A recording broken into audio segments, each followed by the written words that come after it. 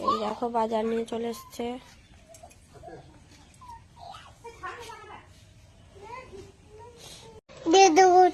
কি করছো?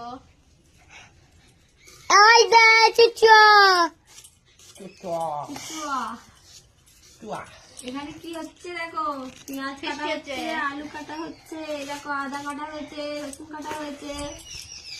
আজকে আমাদের ভোজ বাড়ি হবে। কেন বলো তো? আজকে সোনার দাদু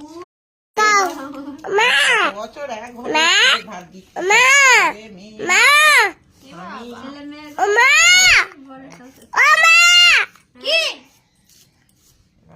হ্যালো